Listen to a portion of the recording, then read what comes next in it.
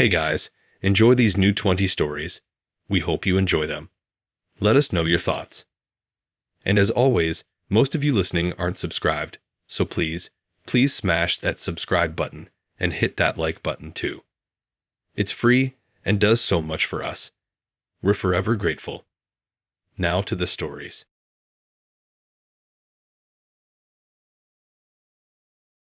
I'd never thought I'd be sharing this story, mostly because I've tried so hard to bury it. It feels like something out of a bad movie, the kind you watch through your fingers knowing something terrible is coming. But it happened, it was real, and pretending it didn't won't make the anxiety go away. So here is my dating horror story, courtesy of a guy named Roy. I met Roy on a volunteer trip building houses in Mexico.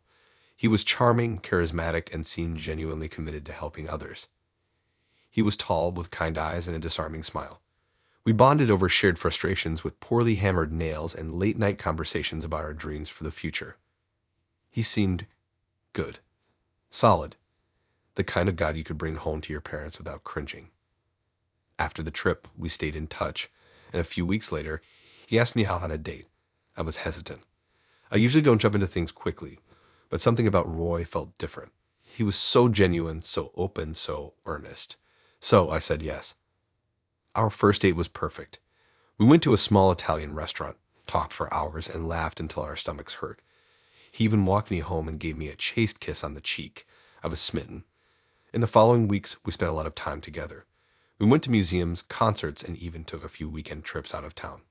Everything felt easy and natural. He was attentive, thoughtful, and always made me feel like I was the most important person in the world. Then, about a month into the relationship, things started to shift. Subtle things at first. He started getting jealous when I spent time with my friends, making passive-aggressive comments about how he missed me. He started calling and texting excessively, wanting to know where I was and what I was doing at all times. At first, I brushed it off as him just being into me, but it soon became suffocating. One evening, I was having dinner with my girlfriends, and Roy called me no less than 5 times. When I finally answered, he sounded agitated. He accused me of ignoring him and demanded to know why I wasn't answering my phone. I tried to explain that I was with my friends, but he wouldn't listen. He kept raising his voice, his tone growing increasingly aggressive. I ended the call, shaken and embarrassed. My friends noticed my distress, and I confided in them about Rory's increasingly controlling behavior. They were concerned and urged me to be careful. I decided to talk to Roy about it. I met him for coffee the next day and calmly explained that I needed space and that his possessiveness was making me uncomfortable. He listened quietly, his expression unreadable. When I finished, he reached across the table and took my hand. "I'm sorry," he said, his voice soft and sincere. "I didn't realize I was being so overbearing. It's just that I care about you so much that I'm afraid of losing you." I wanted to believe him. He seemed so genuinely remorseful. I decided to give him another chance. That was a mistake. His behavior didn't change. In fact, it got worse. He started showing up unannounced at my apartment, claiming he just wanted to surprise me. He started criticizing my clothes, telling me I shouldn't wear things that were too revealing. He even started trying to isolate me from my friends, telling me they were bad influences and didn't have my best interests at heart. I felt trapped. I knew I needed to end things, but I was scared. He was so unpredictable, and I didn't know how he would react. The breaking point came one Saturday night. I had plans to go to a concert with my best friend, Sarah. I told Roy about it earlier in the week, and he seemed fine with it. But as I was getting ready to leave, he called me, his voice slurred. He said he was drunk and wanted me to come over. I told him I couldn't, that I had plans with Sarah. He became irate, accused me of choosing her over him. He started yelling and threatening me, saying I would regret it if I went to the concert. I hung up on him and turned off my phone. I was terrified, but I refused to let him control me. Sarah picked me up, and we went to the concert. I tried to enjoy myself, but I couldn't shake the feeling that I was being watched. Every time I turned around, I thought I saw Roy lurking in the shadows. After the concert, Sarah drove me home. As we pulled up to my apartment building, I noticed a figure standing in the darkness near the entrance. It was Roy. My heart leaked into my throat. I told Sarah to drive away, but it was too late. Roy saw us and started running towards the car. Sarah panicked and sped off, leaving me alone in front of my building. Roy caught up to me and grabbed my arm, his grip tight. "Where were you?" he demanded, his breath reeking of alcohol. "I told you not to go to that concert." I tried to pull away, but he held on tighter. Let go of me, Roy. He ignored me and started dragging me towards my apartment building. We need to talk, he said, his voice menacing. I screamed, hoping someone would hear me. Luckily, one of my neighbors, an older man named Mr. Henderson, heard my cries and came outside. He saw what was happening and ran towards us, yelling at Roy to let me go. Roy hesitated for a moment, then shoved me to the ground and ran away. I lay there, shaken and bruised, as Mr. Henderson helped me to my feet. He called the police, and they arrived a few minutes later. I told them everything that had happened, and they took a statement and issued a restraining order against Roy. I spent the night at Sarah's apartment, too scared to go back to my own place. The next few weeks were a blur of police interviews, therapy sessions, and constant anxiety. Roy violated the restraining order several times, driving by my apartment and sending threatening messages. The police eventually caught him, and he was arrested. He was charged with stalking, harassment, and violating the restraining order. He pleaded guilty and was sentenced to a year in jail. Even now, years later, I still struggle with the trauma of that experience. I'm more cautious about who I let into my life, and I trust my instincts more than ever. I learned the hard way that red flags shouldn't be ignored, and that even the most charming people can have a dark side. Roy taught me a painful lesson about the importance of self-respect, boundaries, and trusting your gut. I hope that by sharing my story, I can help other women recognize the warning signs of an abusive relationship and find the courage to get out before it's too late.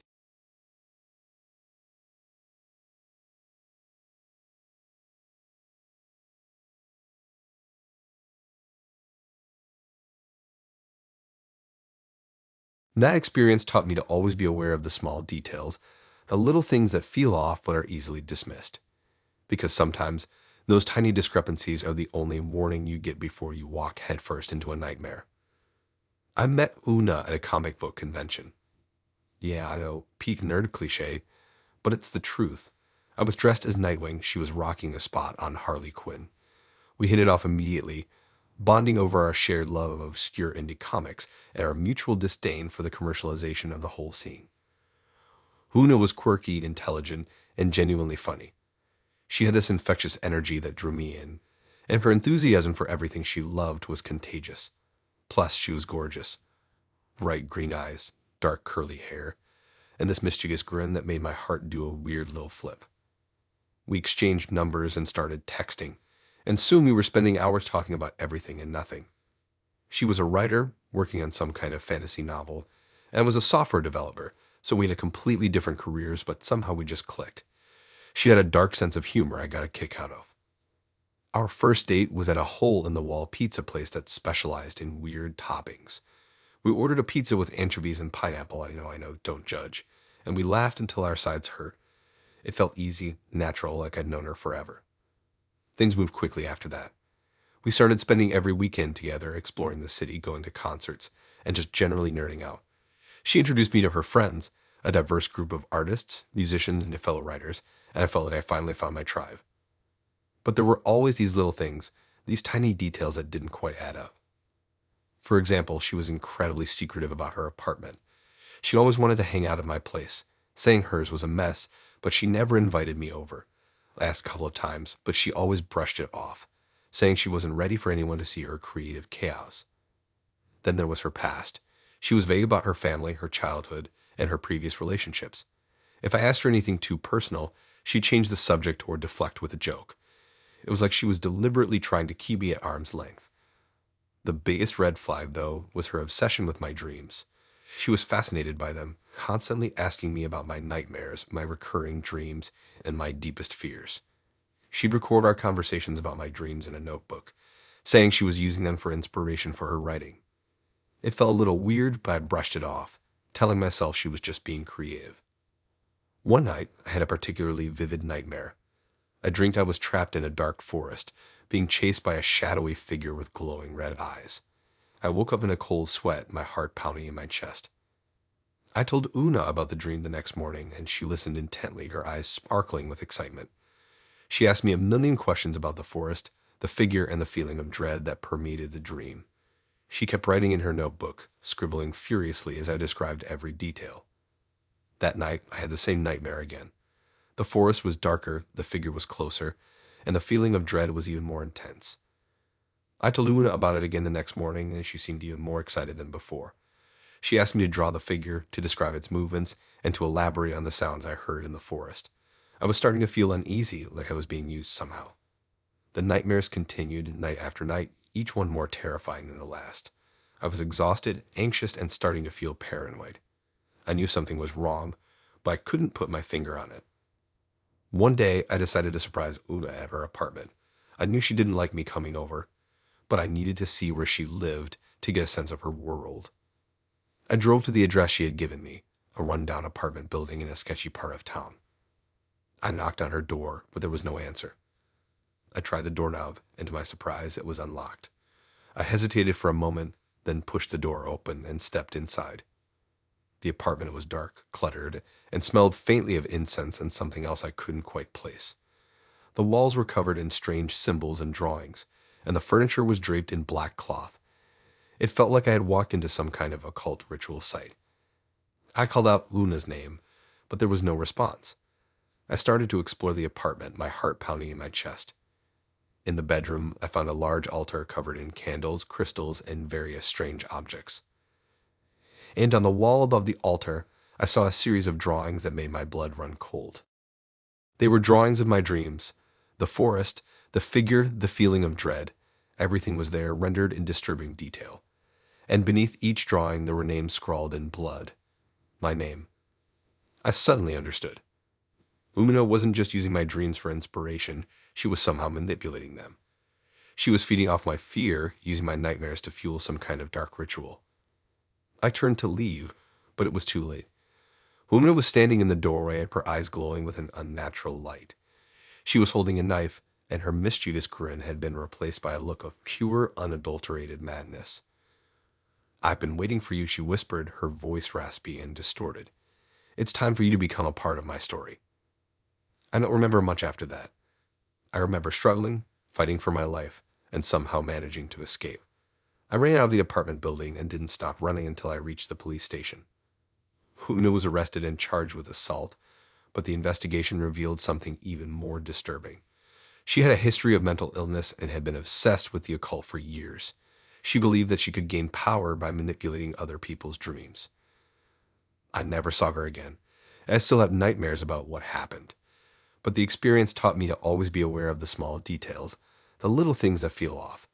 Because sometimes those tiny discrepancies are the only warning you get before you walk headfirst into a nightmare. And sometimes the quirky girl with a dark sense of humor is actually a nightmare in disguise. Now I research everyone I go on a date with. People are crazy.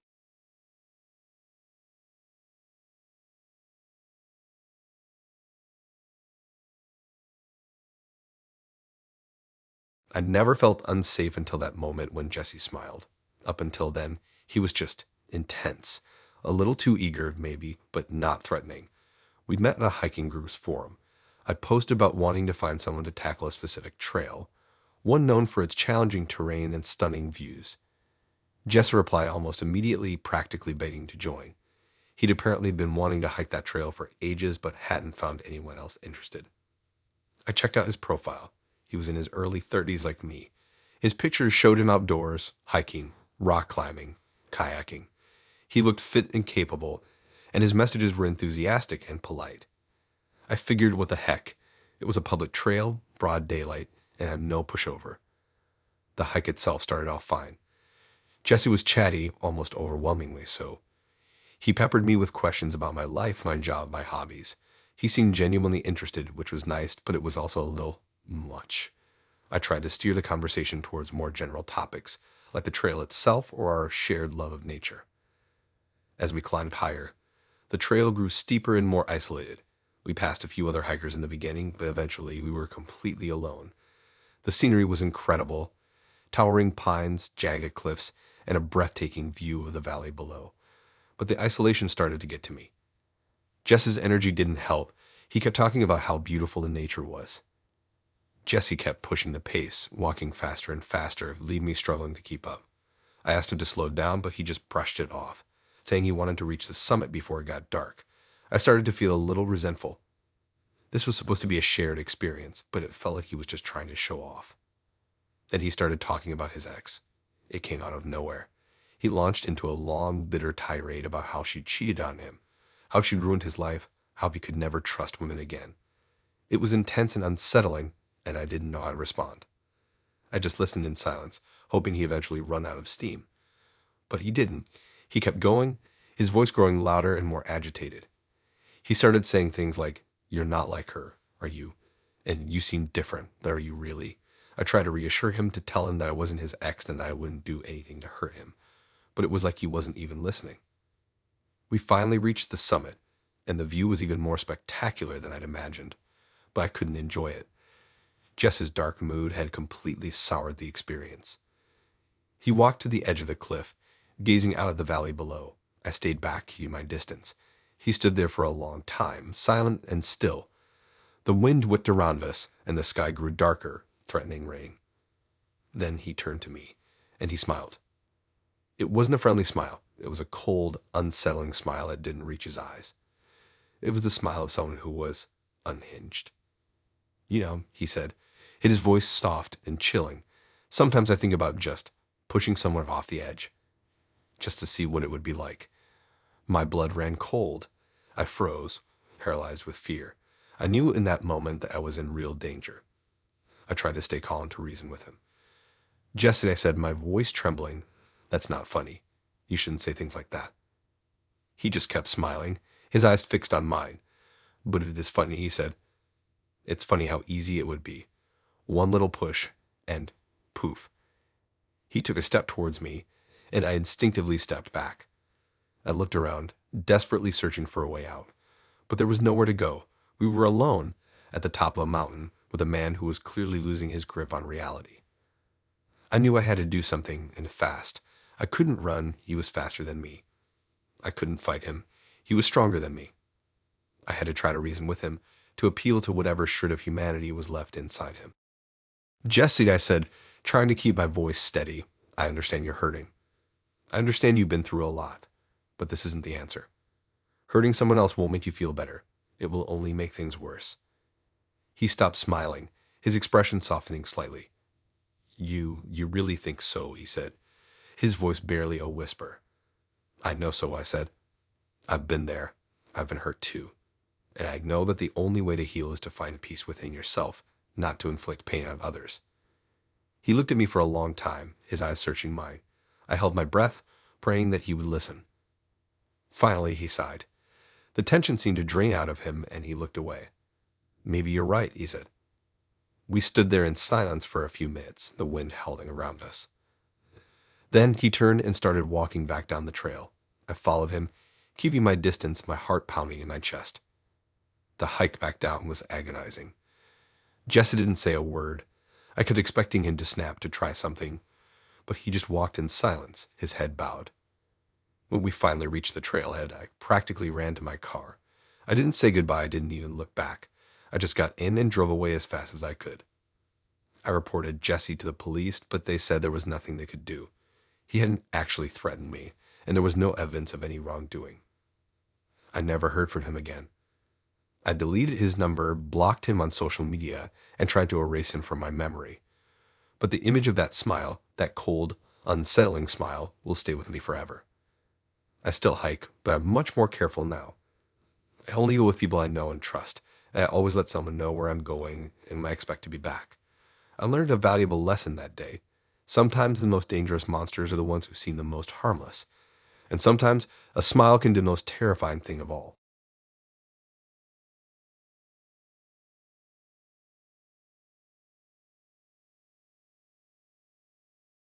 Looking back, all the red flags were there. I just ignored them, blinded by the idea of finding anyone, who seemed genuinely interested in me. Dating apps are a minefield anyway, but I was naive, convinced that behind all the filtered photos and carefully crafted profiles, there had to be someone decent. That's when I matched with Ethan. He was intense. That's the best way I can describe it now. At the time, I mistook it for passion, for genuine interest. He messaged me almost immediately after we matched, and messages were long, thoughtful, almost too good to be true. He complimented my profile, asked about my hobbies, and actually seemed to listen when I answered. We moved to texting pretty quickly, and it was the same thing there. Constant communication, rapid-fire texts, like he was afraid of losing my attention for even a second. The first red flag was probably how quickly he wanted to meet. Within a day of matching, he was pressuring me to go out. I usually like to chat for a bit longer before meeting in person, but he was so persistent, so insistent that he couldn't wait to see me, that I caved. We made plans for a casual coffee date the following afternoon. I met him at a small cafe near my apartment. He was already there when I arrived, sitting at a table near the window. He was taller than I expected, with piercing blue eyes and a smile that seemed a little too wide, a little too practiced. The first few minutes were okay. We made small talk about our jobs, our families, our hobbies. But it quickly became clear that he wasn't really interested in hearing about me. He just wanted to talk about himself. He went on and on about his accomplishments, his intelligence, his amazing career prospects. He interrupted me constantly, talked over me, and barely made eye contact when I was speaking. I started to feel like I was just an audience member in his one-man show. The second red flag came when he started talking about his exes. He went on this long, rambling rant about how they were all crazy and manipulative, and how they had never appreciated him. He painted himself as a victim in every single one of his past relationships. I remember thinking, okay, maybe one ex is crazy, but if all of them are crazy, maybe the problem isn't them. I tried to steer the conversation in a different direction, but he kept bringing it back to his exes. He seemed obsessed with them, like he couldn't let go of the past. It was incredibly uncomfortable. I started making excuses, saying I had to leave soon, but he didn't seem to get the hint. Then came the third and biggest red flag. He started asking me about my past relationships. I'm usually pretty open, but his questions felt invasive.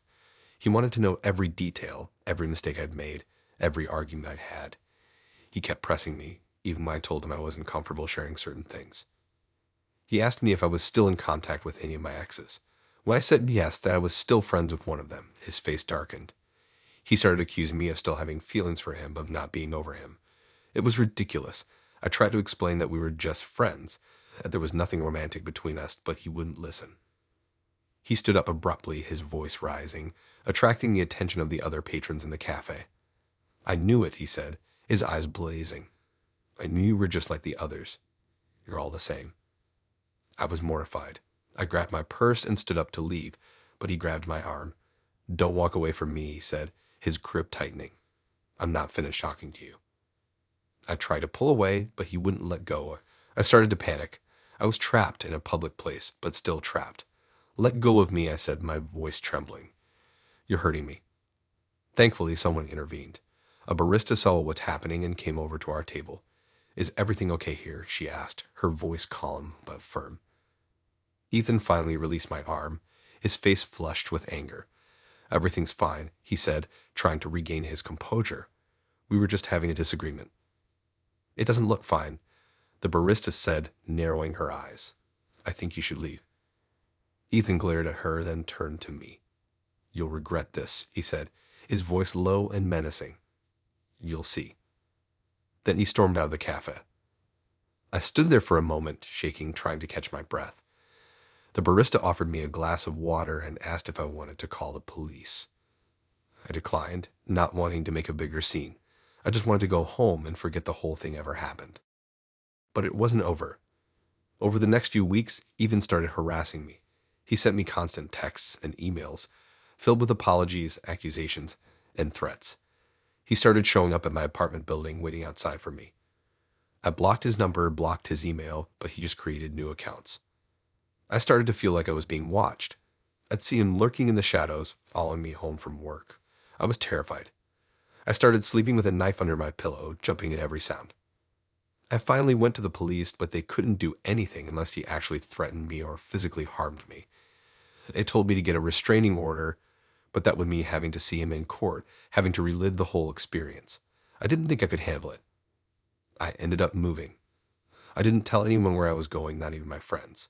I just packed up my things and left, hoping to escape him. It's been a few years now, and I hadn't seen or heard from Ethan since, but the experience left a lasting scar. I'm still wary of dating, still afraid of meeting someone like him again.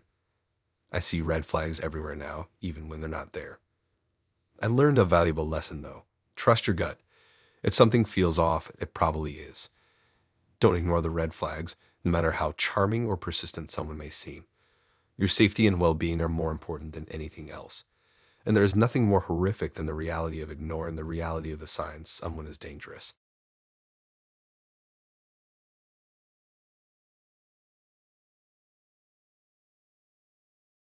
I need to share this terrifying experience.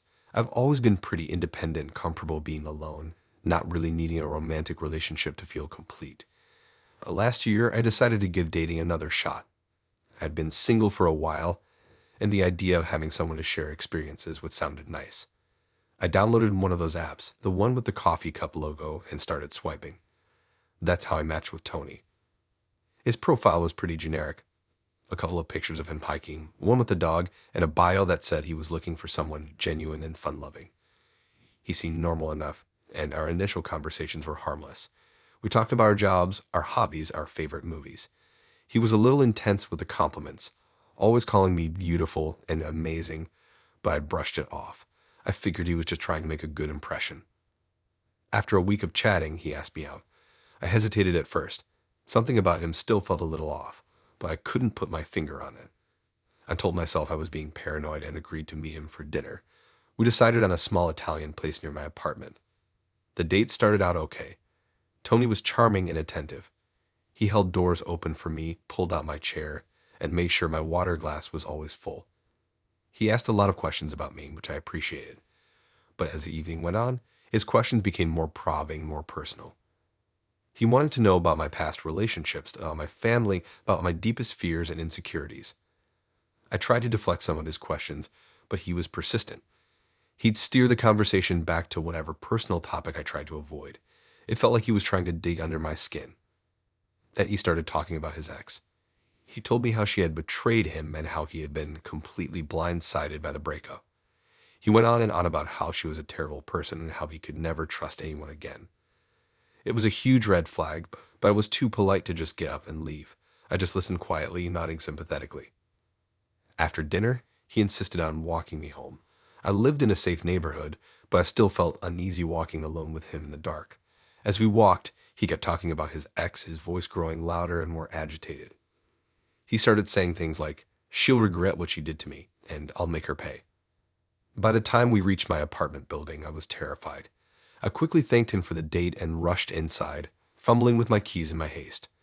I could feel his eyes on me as I unlocked the door and slammed it shut behind me. I locked all the doors and windows, drew the blinds, and curled up on my couch, trying to calm down. I kept replaying the date in my head, realizing how many warning signs I had missed. I vowed never to go out with him again. But Tony wasn't done with me. Over the next few weeks, he started calling and texting me constantly. At first, it was just innocent messages like "good morning, beautiful," or "hope you have a great day." But then the messages became more frequent and more intense. He'd text me multiple times an hour, asking what I was doing, where I was going, who I was with. I tried to ignore his messages, but he wouldn't stop. He'd call me late at night, leaving long, rambling voicemails about how much he missed me and how he couldn't live without me. I blocked his number, but he'd just call from a different one. Then he started showing up at my apartment. He'd stand outside my building, staring up at my window, sometimes for hours at a time. I'd see him when I was leaving for work or coming home at night. It was incredibly unsettling. I called the police, but they said there was nothing they could do unless he threatened me or physically harmed me. They told me to keep a record of his behavior and to call them if anything escalated. I felt trapped and helpless. I was afraid to leave my apartment, afraid to go to work, afraid to do anything. I lived in constant fear that Tony would do something drastic. I had a friend stay with me for a while, and I made sure to vary my routine so he couldn't predict my movements. One night, I came home from work and found a note taped to my door. It was handwritten in sloppy, uneven lettering. It read, "I'm watching you." I screamed and ran back to my car, calling the police. They came and took a report, but again, there was nothing they could do. They said they'd increase patrols in the area, but that was it. I knew I had to do something.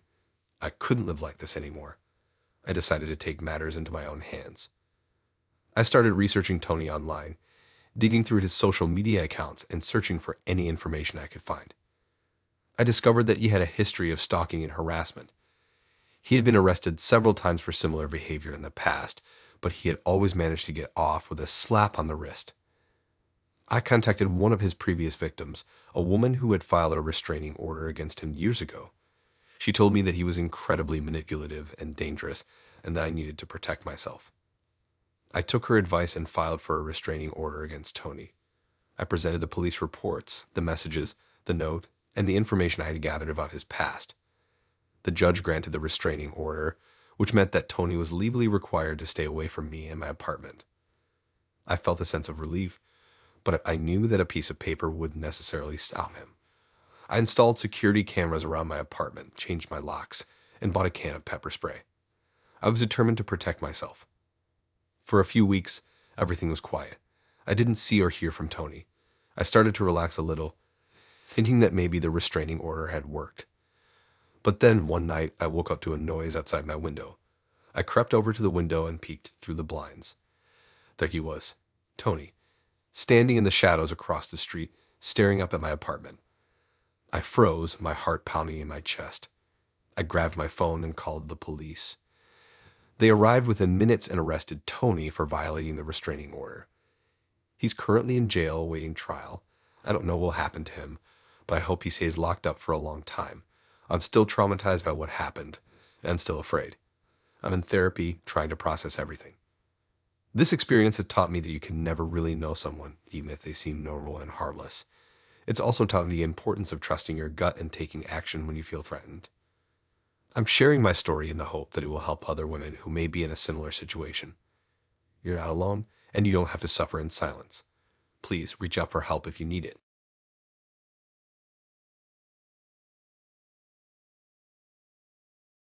I still get chills thinking about that summer. Not because it was particularly cold or anything, but because of what happened with Donald. I was fresh out of a terrible relationship and decided, against my better judgment, to jump back into the dating pool. My friends swore up and down that online dating was the way to go, so I reluctantly made a profile on one of those apps. It was mostly a blur of awkward small talk and guys who sent unsolicited pictures, but then I matched with Donald. He seemed normal, which after the parade of weirdos was a welcome change. He had a good job, liked hiking, and his profile pictures didn't feature him holding a dead animal. We chatted for a few weeks, and he seemed genuinely interested in getting to know me. He asked about my goals, my family, even my favorite books. I started to let my guard down, something I hadn't done in a long time. We finally decided to meet up for a date. He suggested this little Italian place downtown that I'd always wanted to try. I remember feeling excited and nervous as I got ready that night. I put on my favorite dress, did my hair just right, and even spritzed on my expensive perfume. I was actually looking forward to a date for the first time in ages. When I got to the restaurant, Donald was already there, waiting at the bar. He looked even better in person. He had this charming smile and these kind eyes that made me feel instantly comfortable. We hugged hello, and he led me to our table. The date started off great. The conversation flowed easily, we laughed a lot, and the food was amazing. He even paid for the meal, which was a nice gesture. But as the night went on, things started to get strange. He started asking me really personal questions, like about my past relationships and my biggest insecurities. I tried to deflect, but he was persistent. He wanted to know everything, and he wanted to know it now. I felt like I was being interrogated, not romanced. Then he started talking about himself, but it wasn't the normal getting to know you kind of talk. It was more like he was trying to convince me of something. He kept repeating how different he was from other guys, how he was deep and sensitive, how he truly understood women. He started staring at me intensely, his eyes fixated on mine. It was unnerving, like he was trying to see right through me. He kept reaching out to touch my hand, and even though it seemed innocent, it made my skin crawl. I started to feel really uncomfortable. I told him I had to go home, that I wasn't feeling well. He seemed disappointed, but he didn't argue. He walked me to my car and hugged me goodbye. That's when he whispered in my ear, "I'll see you soon." It wasn't a question. It was a statement. I drove home as fast as I could, locked all the doors, and tried to shake off the weird feeling. But it lingered. I couldn't shake the feeling that I was being watched. Over the next few days, Donald started texting me constantly. He wanted to know what I was doing, who I was with, everything. If I didn't respond right away, he'd start calling. It was suffocating. I told him I wasn't interested in seeing him again, that I didn't think we were a good match. He didn't take it well. He started sending me these long, rambling messages about how I was making a mistake, how he was the only one who truly understood me, how we were meant to be together. It escalated from there. He he started showing up at my work. He'd just stand across the street watching. One time I found a note on my car that said, "I'm always watching." I was terrified, I told my friends, and they urged me to go to the police. But I was hesitant. I didn't have any real proof, just a bunch of creepy messages and a lingering feeling of dread. I didn't want to seem dramatic or overreact. Big mistake. One night, I came home from work to find my apartment door unlocked. I cautiously pushed it open and stepped inside. The place was a mess. Furniture was overturned, drawers were pulled out, and things were scattered everywhere. It looked like someone had ransacked the place. And then I saw him. Donald was sitting in my living room in the dark, waiting for me. He had a creepy smile on his face and a knife in his hand. He said he just wanted to talk and to see me again. I screamed and ran out of the apartment as fast as I could. He didn't chase me. I ran to my neighbor's apartment and called the police. They arrived quickly and arrested Donald. He was charged with stalking and breaking and entering. I later found out that Donald had a history of stalking and harassing women. He had done this before. It was like a twisted game to him. I had to testify in court, which was a horrifying experience. Seeing him again, knowing what he was capable of, made my blood run cold. But I did it. I faced him, and I told the truth. He was found guilty and sentenced to several years in prison. I moved to a new city and changed my number. I don't use online dating anymore. I'm still afraid. Even now, years later, I still have nightmares. I still look over my shoulder when I walk down the street. I still get chills when I think about Donald. He was a reminder that sometimes the most dangerous monsters are the ones who seem the most normal. And that no matter how much you want to believe in someone, you should always trust your gut. Because sometimes your gut knows more than your head does. The scariest thing about it all is how easily I could have become another statistic. How close I came to losing everything because I wanted to believe a connection that wasn't there.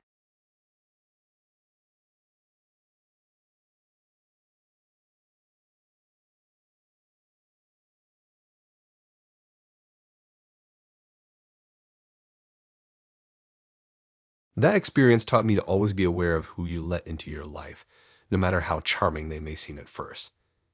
I thought I was a pretty good judge of character, but Leo proved me completely wrong.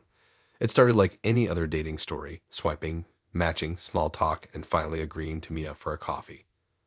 Leo was intriguing. He was tall, with this unruly mop of dark hair and eyes that seemed to change color depending on the light. He was an artist, which I always found attractive. Not like a starving artist, he actually made decent money doing commissions and selling his work online. He was articulate, passionate about his craft, and he seemed genuinely interested in getting to know me. Our first few dates were almost perfect. We went to art museums, saw live music, even took a spontaneous road trip to a quirky roadside attraction a few hours away. He was adventurous, funny, and surprisingly thoughtful. He'd always remembered little details I told him and would surprise me with small, meaningful gifts. I was starting to fall for him hard. The first red flag was subtle, almost unnoticeable. It was a comment he made about my friends. I was telling him about a girls' night out I had with my closest friends, and he made a face. "They seem clingy," he said almost dismissively. "Don't you think they take up too much of your time?" I brushed it off at the time, thinking he was just jealous, but it was the first crack in the facade. The second red flag was bigger, harder to ignore. He started showing up at my apartment unannounced. At first, it was just once or twice a week, and he'd always have some excuse. He was in the neighborhood. He wanted to surprise me with flowers. He just wanted to see me. But it quickly escalated. He'd show up every night, sometimes even in the middle of the day when I was working from home. I told him I needed my space, that I couldn't always be available, but he'd just pout and say he missed me too much. He'd call and say, "I just wanted to see if you were really working." Then came the jealousy. It started with innocent questions about my male coworkers. "Who's that guy you're always talking to at lunch? Is he flirting with you?" But it quickly spiraled into full-blown accusations. He'd accuse me of cheating on him, of lying about where I was going, of spending too much time on my phone. He'd demand to see my text messages, my call logs, even my emails. I refused, of course. The constant accusations and interrogations were exhausting. That was when the real horror started. One evening, I came home from work to find my apartment door unlocked. I'm always meticulous about locking up, so I knew something was wrong. I cautiously stepped inside, calling out Leo's name, but there was no response. The apartment was silent, eerily so. I walked into the living room, and that's when I saw it. My walls. My walls were covered in photos of me. Pictures he'd taken without my knowledge, pictures he'd found on my social media, pictures he'd somehow managed to steal from my phone. They were arranged in a bizarre collage, interspersed with handwritten notes, mostly ramblings about how much he loved me, how I was his soulmate, how we were meant to be together forever. It was like something out of a horror movie. I backed away slowly, my heart pounding in my chest, and that's when I heard the floorboards creak behind me. I whirled around, and there he was, Leo. He was standing in the doorway, his eyes wide and manic, a strange smile plastered on his face. "Surprise," he said, his voice barely a whisper. "I wanted to show you how much I care." I didn't say anything. I just stared at him, paralyzed with fear. He took a step closer. "Don't you like it?" he asked, gesturing to the photos on the walls. "I put so much work into it. I wanted you to know how special you are to me." I found my voice, barely a croak. You're insane," I managed to say. His smile vanished, replaced by a look of hurt. "I'm not insane," he said, his voice rising. "I just love you, more than anything in the world, and I'm not going to let anyone take you away from me." He took another step closer, and I finally snapped. I screamed a primal scream born of pure terror, and ran past him, out the door and down the hallway. I didn't stop running until I reached my neighbor's apartment. I pounded on the door, screaming for help. My neighbor, a burly guy named Mark, opened the door and pulled me inside. I told him everything, my voice shaking, tears streaming down my face. Mark called the police, who arrived within minutes. They searched my apartment, but Leo was gone. He'd vanished without a trace. The police took me to the station, where I spent hours giving a statement. They issued a restraining order against Leo and started a search for him. I stayed at my neighbor's apartment that night, too terrified to go back to my own. The next few weeks were a blur of fear and anxiety. The police searched for Leo, but they couldn't find him. I changed my locks, installed a security system, and started carrying pepper spray everywhere I went. I was constantly looking over my shoulder, convinced that Leo was watching me. Eventually, the police caught up with Leo a few states over, in his mother's basement. He didn't resist arrest, he just went willingly. Turns out, he had a long history of stalking and harassment, and it was just the latest in a long line of victims. He's in prison now, hopefully for a very long time. I moved to a new city, changed my name, and started therapy. It's been years, but I still have nightmares about Leo. I still jump at sudden noises. I still find myself looking over my shoulder, even in crowded places. That experience taught me that even the most charming people can be dangerous, that red flags should never be ignored, and that sometimes the scariest monsters are the ones who hide in plain sight, pretending to be someone they're not. I'm much more careful about the people I let into my life now. I'll stick with casual friends who I know very well. Love isn't worth my life.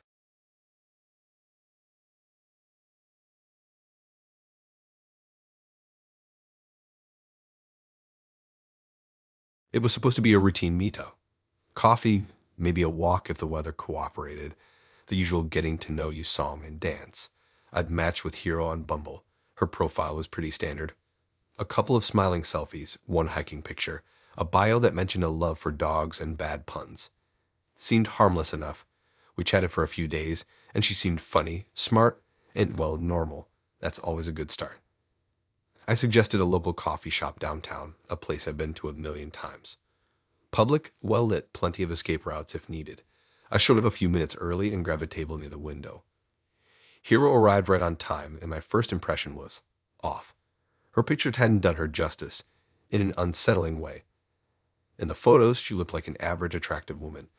In person, her eyes were too wide, her smile too fixed, like she was wearing a mask of normalcy.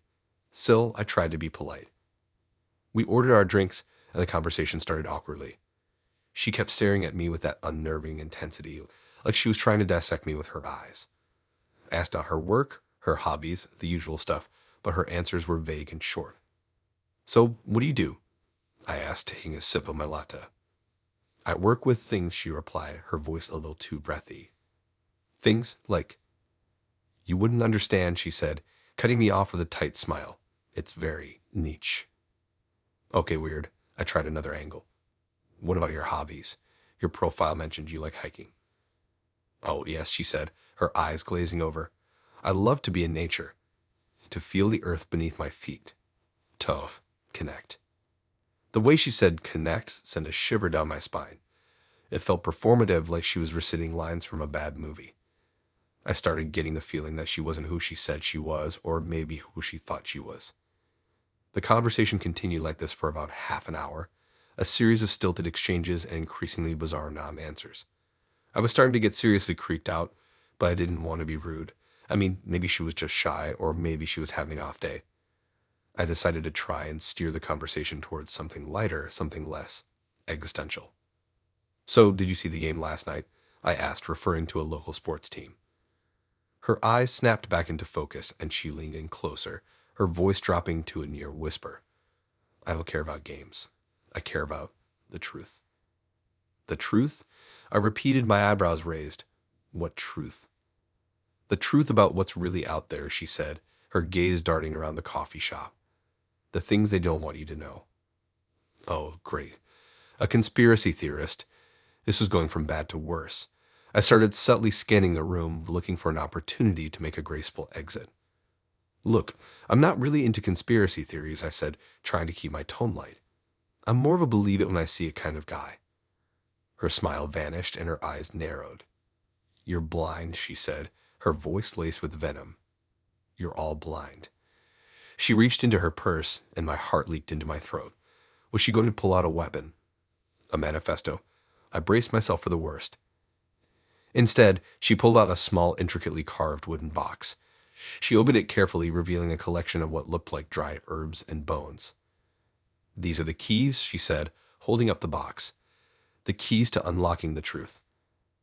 I stared at the box, speechless. I had no idea what to say. This was beyond awkward. This was verifiable. "Okay," I said slowly. "I think I should probably go." I stood up, knocking over my chair in my haste. She didn't react, didn't even seem to notice. She was too engrossed in her box of things. I backed away slowly, keeping my eyes on her. As I reached the door, she looked up, her eyes locking on mine. "They're watching you," she said, her voice chillingly calm. "They're always watching." I didn't break eye contact until I was safely outside. I practically ran back to my car, fumbling with the keys in my panic. I drove home as fast as I could, constantly checking my rearview mirror. I blocked Hero on Bumble, deleted our conversation, and tried to forget the whole thing ever happened. But the feeling of unease lingered. Every creak in my apartment, every shadow in the corner of my eye made me jump. A few days later, I was walking home from work when I noticed a woman standing across the street. She was wearing a long coat and a wide-brimmed hat, and she was staring directly at me. I couldn't see her face clearly, but there was something familiar about her posture, about the way she held herself. My heart started pounding in my chest. Was it her? Was Hero following me? I quickened my pace, trying to put as much distance between us as possible. I glanced back once, and the woman was gone. I don't know if it was actually Hero or if I was just being paranoid, but I haven't used Bumble since, and I still get a shiver down my spine whenever someone mentions conspiracy theories. It was supposed to be a routine meetup. Instead, it was a reminder that sometimes the people you meet online are even stranger, and sometimes downright dangerous. Now I just make sure to tell a friend or family member the location before I go on my dates, just in case.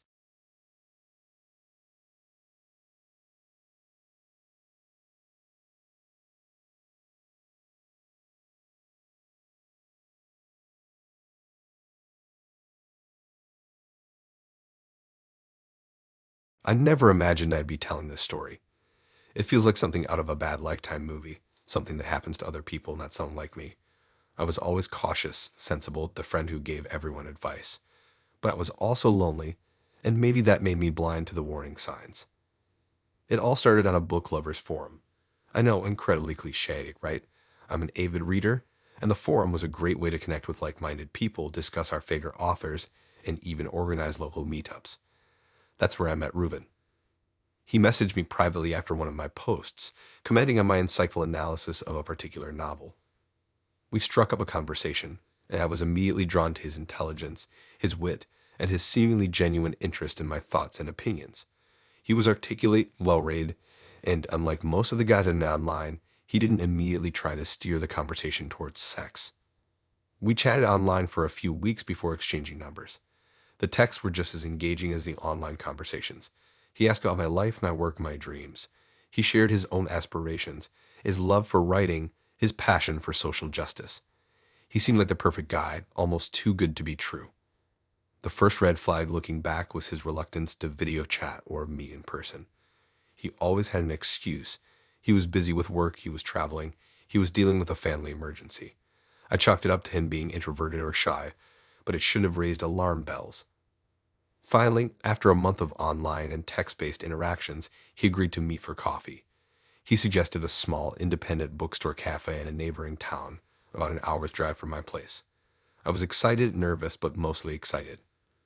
I had butterflies in my stomach as I got ready, carefully choosing my outfit and reapplying my lipstick. When I arrived at the cafe, Ruben wasn't there. I texted him, and he replied almost immediately, saying he was running late and would be there in about 15 minutes. I ordered a coffee and waited, trying to calm my nerves. 30 minutes passed, then an hour. I texted Ruben again, but this time there was no reply. I tried calling, but the call went straight to voicemail. A knot of anxiety tightened in my stomach.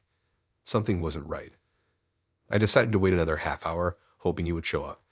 But as the minutes ticked by, my hope dwindled. A sense of dread washed over me, a feeling that something terrible was about to happen. I decided to leave. As I walked back to my car, I noticed a small handwritten note tucked under my windshield wiper. My heart pounded as I unfolded it.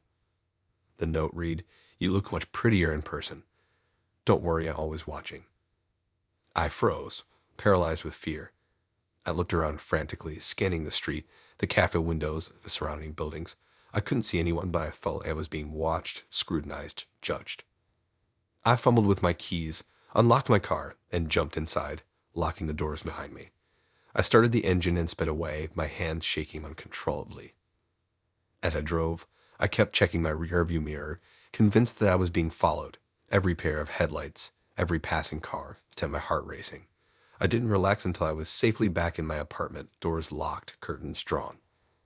The next few days were a blur of anxiety and paranoia. I couldn't sleep, couldn't eat, couldn't shake the feeling that Ruben was still out there, watching me. I went to the police, but they couldn't do much without more evidence. They suggested I change my locks, install security cameras, and avoid going out alone. I did everything they suggested, but it didn't ease my anxiety. I felt like I was living in a horror movie, constantly looking over my shoulder, waiting for the next terrifying event. Then, one evening, I received a package in the mail. It was a small, unmarked box, wrapped in brown paper. I hesitated to open it, fearing what might be inside. Finally, curiosity and a morbid sense of inevitability got the better of me. I carefully opened the box and peered inside. Inside the box was a book, one of my favorite novels, the one that Ruben and I had bonded over on the forum. But this book was different. The pages were filled with disturbing annotations, scrawled in a messy, almost illegible handwriting.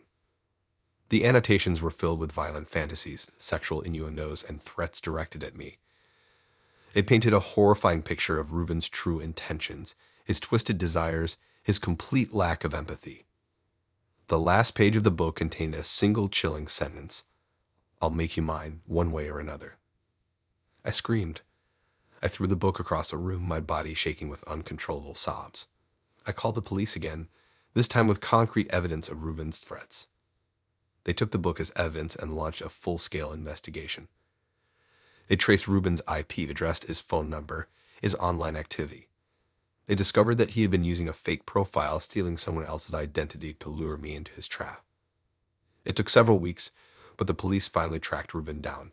He was living in a remote cabin in the woods, surrounded by disturbing paraphernalia.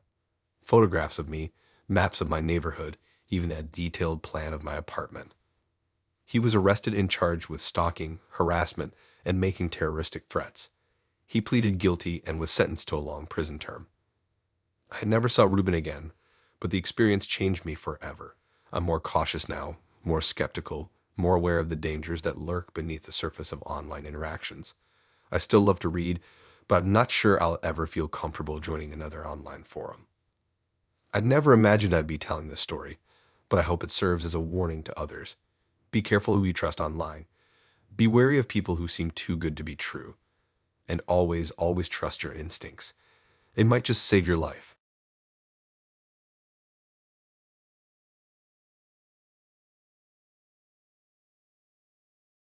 I thought I was being paranoid until I found the shrine. Yeah, you read that right, a shrine. Dedicated to me. It sounds ridiculous even now, years later, but trust me, it was anything but funny. It started out as a fairy tale, or at least what I thought a fairy tale was supposed to be. I met Lillian through a mutual friend at a concert. She was stunning. Long, flowing red hair, bright green eyes that seemed to see right through you, and a smile that could melt glaciers. I was instantly smitten. She was quirky, too, in a way I found endearing at first. She collected vintage teacups, knew way too much about obscure historical figures, and had this habit of talking to plants. I thought it was cute. She was different. I was tired of the same old dating scene. Lillian was a breath of fresh air, or so I thought. Our first few dates were amazing. We went to antique shops, explored hidden bookstores, and spent hours talking about everything and nothing. She seemed genuinely interested in my life, my dreams, my fears. She listened intently, remembered every detail, and always knew how to make me laugh. It felt like we were on the same wavelength, like we understood each other on a deeper level than I've ever experienced before. The first sign that something was off was the constant need for reassurance. Lillian would text me dozens of times a day just to ask what I was doing, who I was with, if I was thinking about her. At first, I found it flattering, but it quickly became overwhelming. I'd be at work, and my phone would buzz incessantly with messages like, "Are you having fun without me?" Or, "I miss you so much it hurts." Then came the possessiveness. She started getting jealous of my friends, especially my female friends. She'd grill me about every interaction I had with them, accusing me of flirting or having secret feelings. It didn't matter that I'd known these girls for years, that they were like sisters to me. Lillian saw them as a threat. She also started isolating me from my friends and family. She'd make excuses for why I couldn't hang out with them, or she'd create drama to drive a wedge between us. She'd say things like, "Your friends don't really care about you," or "Your family doesn't understand you like I do."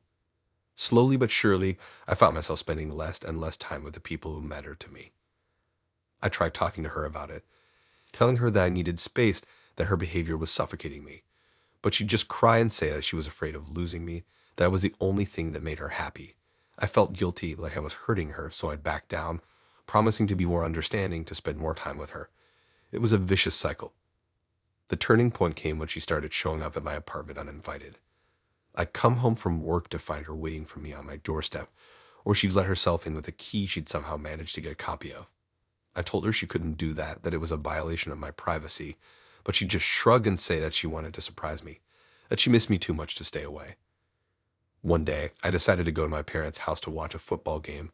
I decided to let her know early because I knew what to expect if I didn't. I was met with some heavy resistance. Once I arrived at my parents', I would expect nonstop texts and calls. After I get back, that's when I would do it. The next day, I decided to end things once and for all. I knew I had to break up with Lillian. I was tired of walking on eggshells, tired of being controlled, tired of feeling like I was living someone else's life. I packed my bags, loaded them in the car, then went over to her house to confront her. I planned on letting her know in person, but she wasn't there. "I'm not sure where she is," I thought. Her house was always strange. The inside gave a weirdly old feeling, as if I entered an old person's abandoned house. The house always smelled like lavender. That was her favorite smell. I decided that she must have been at work, so I decided to look for the spare key. I look under the fake rock, and sure enough, it's there. As soon as I unlocked the door, I noticed that she was home. I opened the door and stepped inside, calling out her name, but there was no response. I started walking through the house, my heart pounding in my chest, and that's when I saw it. I had to find her room. I knew it had to be there. As I made it close, I could hear her talking. I was getting nervous. It was in her room, a shrine, dedicated to me. It was set up on a small table in the corner of her bedroom. There were photos of me everywhere.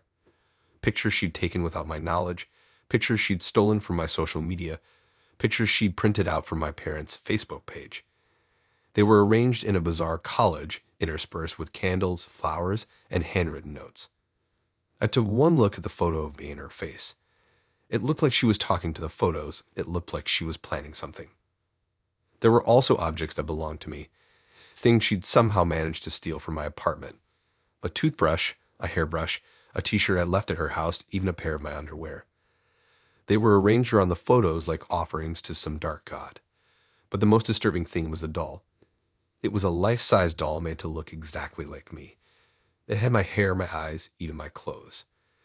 It was sitting in the middle of the shrine, surrounded by the other objects. I backed away slowly, my stomach churning, and that's when I heard her voice. "I love you. I will never let you go." I froze. Lillian was standing in the doorway, her eyes wide and unblinking, a vacant smile on her face. She walked towards me and I noticed a knife. As I ran towards my car, I heard her scream, but I didn't look back. I called the police and they took me down to the station to give my statement.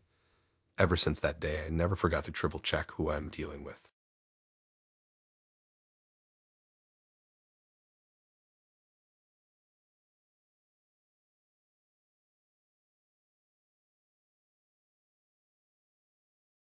I'll never forget the feeling of dread when Ronald suggested we go for a drive after our dinner date. It wasn't the suggestion itself, but the way he said it, all casual and nonchalant, like he was suggesting we grab dessert. But there was something in his eyes, a glint of something unsettling, that made my stomach clench. We'd met on Hinge a couple of weeks prior. His profile was charming, full of outdoorsy photos and witty captions. He seemed like my type, adventurous, intelligent, and with a good sense of humor. Our initial conversations were great. We bonded over our love of hiking, craft beer, and true crime podcasts. I was genuinely excited to meet him in person. Our first date was at a trendy restaurant downtown. Ronald was handsome, even more so than in his pictures, and the conversation flowed easily. We talked about our jobs, our families, our travel aspirations. He was attentive and engaging, and I found myself laughing a lot. Everything seemed perfect, almost too perfect. Then came the suggestion for a drive. "There's this amazing overlook just outside of town," he said, his smile a little too wide. "The view is incredible at night. We could grab some blankets and watch the stars." I hesitated. It was late, and I was already a little tired. Plus, the idea of driving to a secluded spot with a guy I barely knew felt risky. But he was so persuasive, and I didn't want to seem like I wasn't interested. "Okay," I said, trying to sound enthusiastic. "That sounds fun." The drive started out normal enough. We talked and laughed as we wound our way through the city streets and onto the highway. But as we got further and further away from the city lights, the atmosphere began to change. Ronald grew quieter and his driving became more erratic. He started speeding, swerving between lanes and tailgating other cars. "Hey, maybe you should slow down a little," I said nervously, gripping the dashboard. "You're kind of scaring me." He just chuckled, a low, unsettling sound. "Don't worry," he said, his eyes fixed on the road. "I know what I'm doing." As we drove deeper into the countryside, the road became narrower and more winding. The trees closed in around us, and the darkness became absolute. I couldn't see anything outside the car windows except for the occasional flash of headlights from an oncoming vehicle. "Where are we going?" I asked, my voice trembling. "Just a little further," he said, his smile still fixed. "You'll love it when we get there." After what felt like an eternity, he finally turned off the main road onto a dirt track. The car bounced and lurched as we drove deeper into the woods. I was terrified. I had no idea where we were, and I had a sinking feeling that I was in serious danger. "Ronald, I want to go home," I said, my voice pleading. "Please just turn around." He ignored me.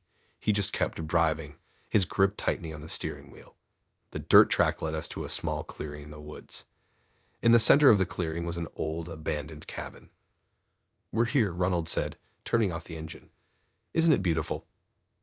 I stared at the cabin, my heart pounding in my chest. It was dilapidated and creepy, with boarded-up windows and a collapsing roof. It looked like something out of a horror movie. "What is this place?" I asked, my voice barely a whisper. "It's my family's cabin," he said, getting out of the car. "We used to come here when I was a kid. I thought you'd like it." He walked over to the trunk and opened it, pulling out a blanket and a flashlight. I stayed in the car, frozen with fear. I knew I had to get out of there, but I didn't know how. Ronald walked over to my door and opened it, his smile still plastered on his face. "Come on," he said. "Let's go inside." "No," I said, shaking my head. "I'm not going in there." His smile faltered, and his eyes turned cold. "Don't be silly," he said. "It'll be fun." He reached for my hand, but I recoiled. "Get away from me," I said, my voice rising. He grabbed my arm, his grip tightening. "Don't make this difficult," he said, his voice low and menacing. I screamed. I don't know what happened next. Everything went blurry. I remember shoveling, kicking, and screaming. I managed to break free from his grip and run. I ran as fast as I could through the woods, stumbling over roots and branches. I didn't know where I was going, but I knew I had to get away from Ronald. I could hear him chasing me, his footsteps pounding on the ground behind me. I ran until I couldn't run anymore. I collapsed on the ground, gasping for breath, my body aching with exhaustion. I looked back, but I didn't see Ronald. I was alone in the dark, surrounded by trees. I huddled on the ground, shivering with fear, and waited for morning. When the sun finally rose, I started walking. I walked for hours, following the dirt track back to the main road. I eventually flagged down a passing car and asked them to take me to the nearest town. I went to the police station and told them everything that had happened. They took my statement and started an investigation. They found Ronald's cabin, but he was gone. They issued a warrant for his arrest, but they never found him. I don't know where Ronald is now. I don't know if he's hurt anyone else, but I'll never forget the feeling of dread when he suggested we go for a drive. It was a feeling that saved my life. From then on, I always made sure to meet the person somewhere populated with people, just in case something like that happens again. I still get shivers to this day, just thinking about it.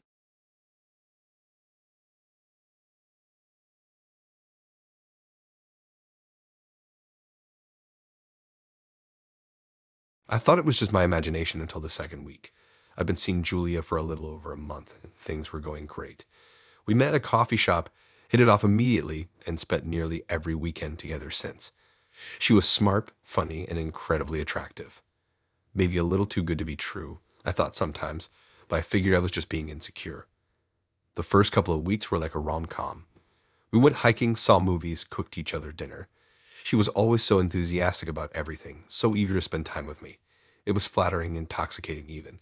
She even told me she loved me after only a few dates, which seemed fast, but I was so caught up in the whirlwind that I didn't think too much of it. Then things started to get off. It started small. I'd noticed little things out of place in my apartment, stuff I was sure I hadn't moved. A book on the wrong shelf, a picture frame slightly askew, a coffee mug in the sink where I hadn't had coffee that day. I chalked it up to me being forgetful or just not paying attention. But then it escalated. I started finding things that were definitely not mine. A hair tie on my bathroom counter when I don't have long hair, a lipstick stain on a coffee cup, a perfume I didn't recognize lingering in my bedroom.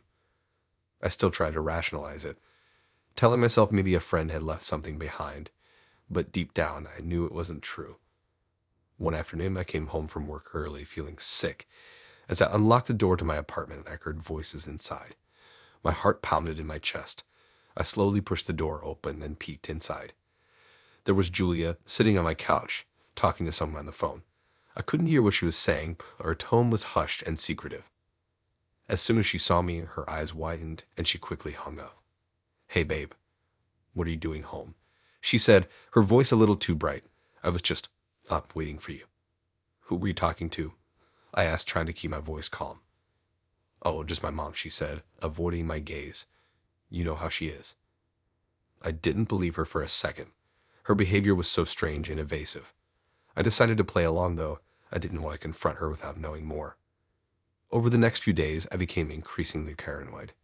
I felt like I was being watched, like Julia was always one step ahead of me. I started noticing patterns in her behavior. She always seemed to know where I was, who I was with, what I was doing. It was like she had access to my schedule, my phone, my entire life. I decided to do some investigating of my own. When Julia was in the shower, I grabbed her phone and quickly scrolled through her contacts. There was nothing suspicious there. But then, I checked her recently deleted photos, and that's when the blood ran cold. There were dozens of pictures of me. Sleeping, getting dressed, working at my computer. Some of them were taken from outside my apartment window. Others were taken inside, when I wasn't even aware she was there. It was clear she had been secretly photographing me for weeks, maybe even longer. I felt sick to my stomach. This wasn't just some harmless crush. This was full-blown obsession. She came out of the bathroom, and I had to act normal.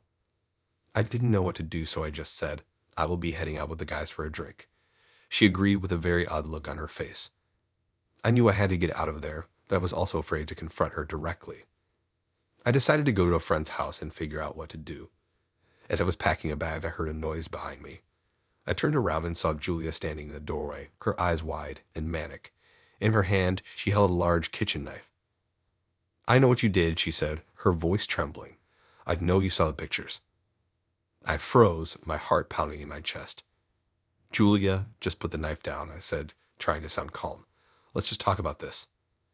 "There's nothing to talk about," she said, her voice rising. "I love you, and you're going to be with me forever." She lunged at me with a knife, and I barely managed to dodge out of the way. I ran out of the apartment, screaming for help. Julia chased after me, but luckily my neighbors heard the commotion and called the police. The police arrived quickly and arrested Julia. She was charged with attempted murder and stalking. I later found out that she had a long history of mental illness and had been stalking other men before me. It was a terrifying experience, one I'll never forget. I still have trouble trusting people, especially women. I'm always looking for the subtle red flags. What made it worse was that I genuinely thought I was in love. I felt like I lost a part of myself. I moved to a new city, got a new job, and tried to start over. But the memory of Julia, her obsession, and that knife will always haunt me.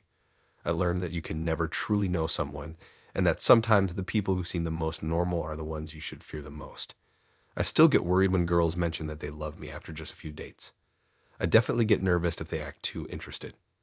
The whole experience definitely changed my perspective on love and dating. Now I just stay away from dating altogether.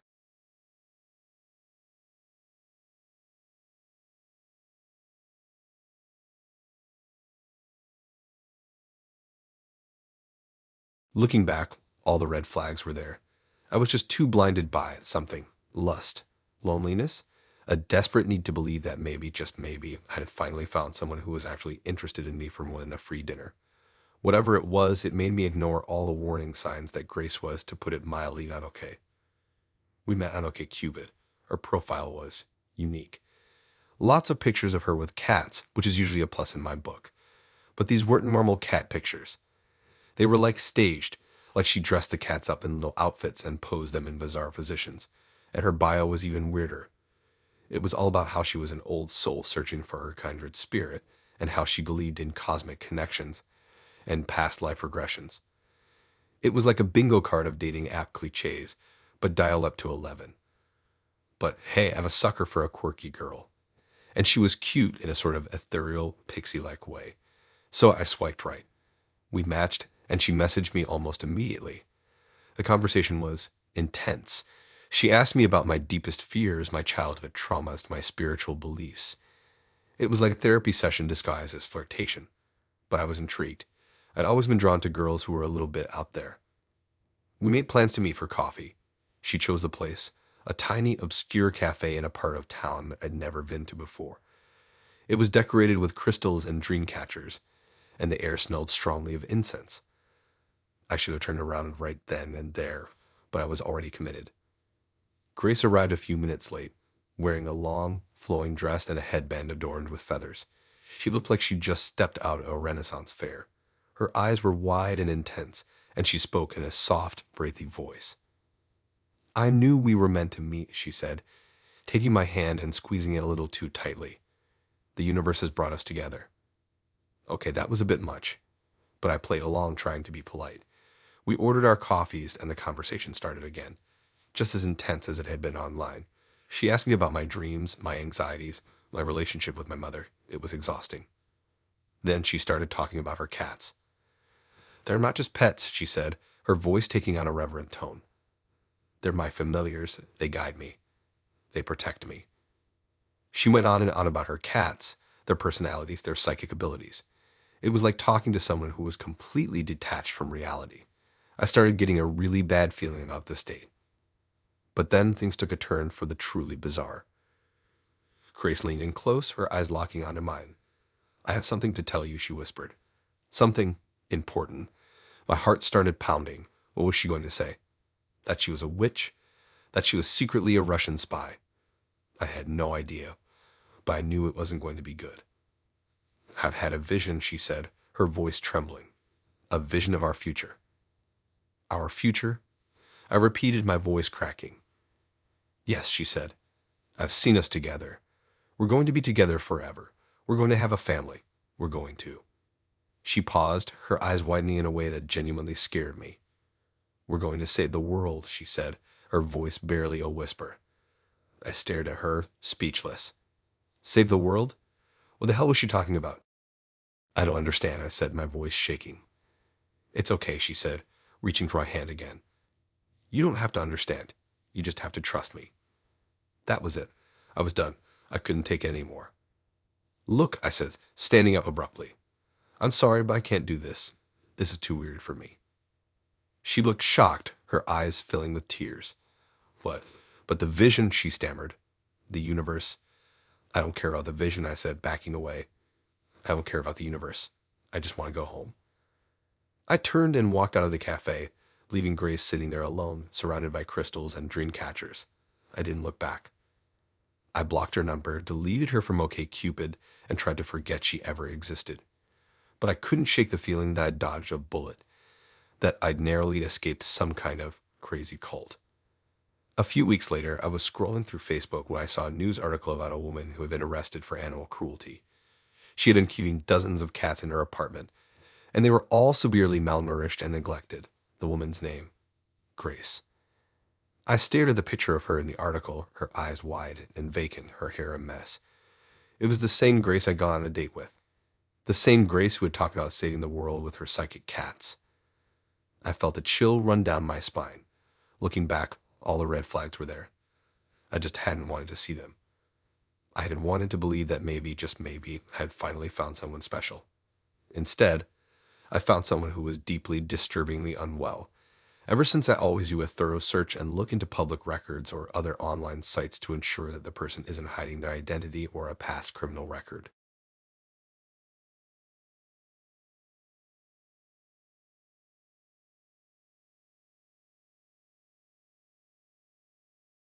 It all started so calm. I met Gloria on a hiking trail. She was struggling with a steep incline, and I offered her a hand. She was grateful, charming, and seemed genuinely interested in getting to know me. We talked for hours that day, and I felt an instant connection. Gloria was beautiful in a sort of ethereal, earthy way. She had long, dark hair, piercing blue eyes, and a smile that could light up a room. She was into all the same things I was: hiking, camping, exploring the outdoors. She was also incredibly intelligent, well-read, and passionate about social justice issues. I was immediately drawn to her. Our first few dates were perfect. We went on hikes, explored hidden waterfalls, and spent nights camping under the stars. She was adventurous, spontaneous, and always up for anything. She seemed to genuinely appreciate my sense of humor, and we could talk for hours about anything and everything. I was falling hard and fast. The first red flag was subtle. Gloria was very interested in where I lived, how safe the area was, and if I had any roommates. I lived alone in a small house on the outskirts of town. When I told her this, she seemed excited, almost too excited. I brushed it off at the time, chalking it up to her just being curious. Then came the gifts. Gloria started showering me with gifts, almost obsessively so. They weren't just small tokens of affection. They were lavish, expensive items that I couldn't possibly afford myself. A new hiking backpack, a high-end camping tent, even a vintage watch that must have cost a fortune. I thanked her, of course, but I felt uneasy. I couldn't shake the feeling that she was trying to buy my affection. The next red flag was the possessiveness. Gloria started getting jealous of my friends, especially my female friends. She would interrogate me about every interaction I had with them, accusing me of flirting or having secret feelings. She would even show up unannounced when I was hanging out with them, glaring at them and making them feel uncomfortable. I tried talking to her about it, telling her that I needed to have my own friends, that her behavior was making me feel claustrophobic. She would apologize and promise to do better, but her behavior never changed. If anything, it got worse. Then came the paranoia. Gloria started accusing me of cheating on her, of lying about where I was going, of spending too much time on my phone. She would demand to see my text messages, my call logs, even my emails. I refused, of course, but the constant accusations and interrogations were exhausting. She even started to follow me to work. One night, I came home from work to find my house ransacked. Everything was overturned, furniture was broken, and personal belongings were scattered everywhere. I immediately called the police, who arrived within minutes. As they were investigating, I noticed something strange. On the wall in my bedroom, scrawled in what looked like blood, were the words, "If I can't have you, no one can." I was terrified. I knew it was Gloria. She clearly snapped. The police took me down to the station to give a statement, and they issued a warrant for Gloria's arrest. I spent the night at a friend's house, too scared to go back to my own. The next day, I went back to my house to assess the damage. As I was sifting through the wreckage, I found something even more disturbing. Hidden under my mattress was a collection of photos of me, taken without my knowledge. Some were taken from outside my house, others were taken while I was sleeping. There was also a journal filled with Gloria's handwriting. As I started reading, I learned more disturbing things. The journal detailed Gloria's obsession with me, her plans to isolate me from my friends and family, and her belief that we were destined to be together forever. She had been stalking me for months before we even met, learning my habits, my routines, my deepest secrets. She had even gone so far as to sabotage my previous relationships, spreading rumors and lies to drive my girlfriends away. The journal was filled with disturbing and violent thoughts. I slammed the journal shut, my hands shaking. I knew I had to get out of there. I gathered my belongings and fled my house, not knowing where to go or what to do. I ended up staying with different friends for several weeks, constantly looking over my shoulder, fearing that Gloria would find me. The police eventually caught up with her a few months later in a remote cabin in the woods. She had been living off the grid, waiting for me to come to her. She resisted arrest and engaged in a violent shootout with the police. She was eventually apprehended and taken into custody. Gloria was charged with multiple crimes, including stalking, harassment, vandalism, and attempted murder. She was eventually found guilty and sentenced to several years in prison. Even now, years later, I still struggle with the trauma of that experience. I have trouble trusting people, especially women. I'm constantly on guard, always looking for signs of obsession or manipulation. I've been to therapy, but the scars run deep. I need to share this terrifying experience, not for sympathy, but to serve as a warning. Be careful who you let into your life. Pay attention to the red flags, no matter how small they may seem. And never, ever ignore your gut instinct. It could save your life.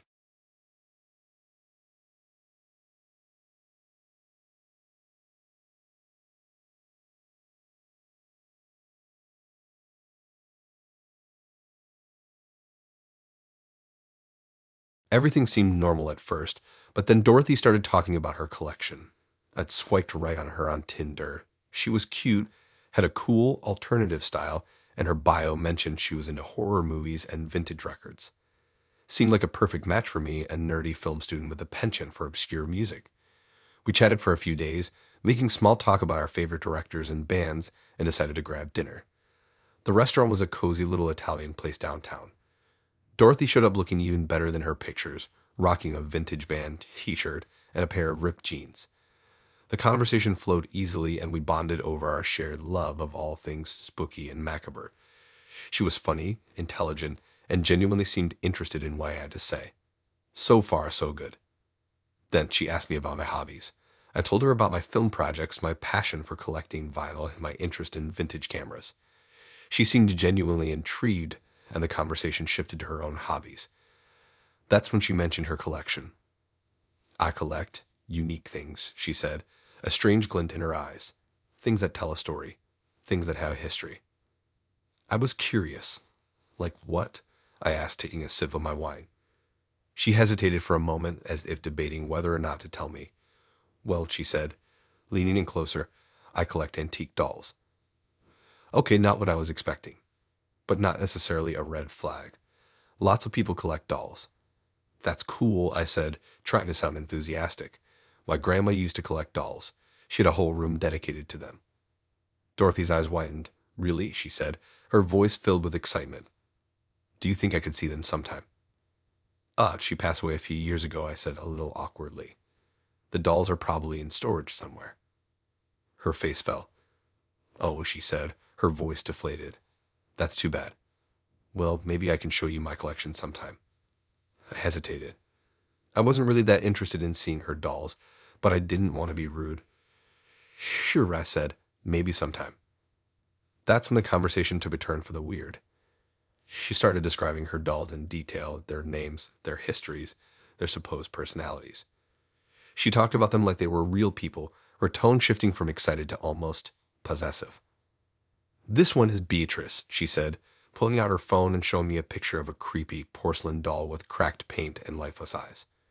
She's very shy, but she's incredibly loyal. She's been with me through everything. I forced a smile. She's interesting, I said, trying to find the right words. And this one is Agatha, she continued, showing me another picture, this one even more unsettling than the last. She's a bit of a troublemaker, but she has a good heart. She doesn't like strangers. I started feeling a little uneasy. This was getting weird. I think that's enough doll talk, I said, trying to steer the conversation in a different direction. So, you said you're into horror movies, right? What's your favorite? But she didn't let it go. She kept talking about her dolls, their backstories, their supposed powers. She even claimed that they could communicate with her, telling her things that she couldn't possibly know. By the end of the dinner, I was completely creeped out. I made up an excuse about having to get up early for class and said goodbye.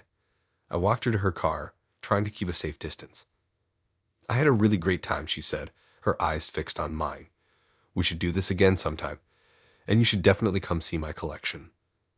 I forced a smile. Yeah, maybe, I said, knowing full well that I would never see her again. I drove home as fast as I could, feeling like I just escaped from some kind of weird, doll-obsessed cult. I blocked her number, deleted her from Tinder, tried to forget the whole thing ever happened. But then, a few days later, things got even weirder. I was sitting in my apartment watching a movie when I heard a knock on the door. I wasn't expecting anyone, so I was a little surprised. I opened the door and there was Dorothy, standing on my doorstep, holding a large, ornate box. I thought you might like to see my collection, she said, her voice soft and innocent. I was stunned. What are you doing here? I asked, my voice trembling. How did you find my address? She smiled, a creepy, unsettling smile. Beatrice told me, she said, gesturing to the box. She said you were lonely, that you needed a friend. I slammed the door in her face and locked it, my heart pounding in my chest. I peeked through the peephole as she was still standing there, holding the box, her eyes fixed on the door. I didn't move for hours, afraid that she would try to break in. Eventually, I heard her walk away. I called the police. They said there was nothing they could do unless she actually threatened me or damaged my property. They took my statement and said they would keep an eye out for her. I didn't sleep that night. Every creak in my apartment, every shadow in the corner of my eye made me jump. I was convinced that Dorothy was still out there, watching me, waiting for the right moment to strike. The next morning, I found a small porcelain doll sitting at my doorstep. It was Beatrice, the doll that Dorothy had shown me a picture of at dinner. Its eyes seemed to follow me as I picked it up. I threw the doll in the trash and moved out of my apartment that same day. I never saw Dorothy again, and I never found out how she found my address. But I'll never forget that feeling of dread when I found the doll on my doorstep. To this day, I have trust issues with dating apps and always keep my doors locked at night. Since this experience, I've installed security cameras and no longer answer unexpected knocks on my door. Everything seemed normal at first, but then I found myself in a real-life horror movie, and all it took was a simple swipe right.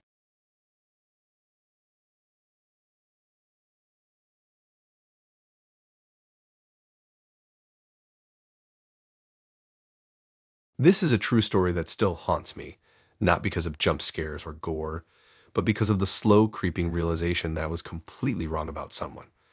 Totally, utterly, dangerously wrong. It's a story about misplaced trust, and how sometimes the most terrifying monsters are the ones hiding in plain sight, smiling sweetly as they weave their web around you. It started like any other budding romance. I met Leah through a mutual friend at a concert. She was bubbly, intelligent, and had this infectious laugh that could light up a room. She was studying to be a veterinarian, and her compassion for animals was something I found incredibly endearing.